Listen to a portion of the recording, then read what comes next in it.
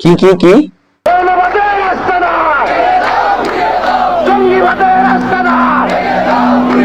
মৌলবাদের আস্তানা ভেঙে দাও, ঘুরিয়ে দাও। ও, তারপরে তারপরে কথায় কথায় বাংলা চাই, এই বাংলা কি তোর বাপ দাদা? না, এ দেশটা আমাদের বাপ দাদার না। আমরা তো কখনো বলি নাই তোদেরকে দেশ থেকে বের করে দিব। আমরা কি কখনো বলেছি?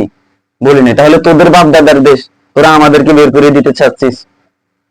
আমাদের 90% মুসলমানের দেশে 10% হিন্দু, কিভাবে এ কথা বলার সাহস পায়?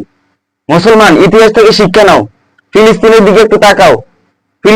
ফিলিস্তিন মুসলিম দেশ হয়ে ইসরায়েলকে একটু জায়গা দিছিল, আর সেই ইসরায়েল আজকে আমাদের সেই ফিলিস্তিনকে ধ্বংস করে দিতে চাচ্ছে।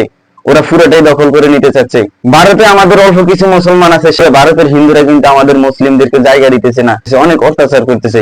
কিন্তু আমরা তো তোদেরকে অত্যাচার করতেছি না। আর সেই কারণেই আজকে আমাদের মাথায় চড়ে বসছিস, তাই না?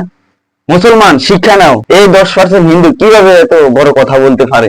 মুসলমান, এখনো ইতিহাস থেকে শিক্ষা নাও। এই বাংলায় কোন হিন্দুর ঠাঁই হবে না।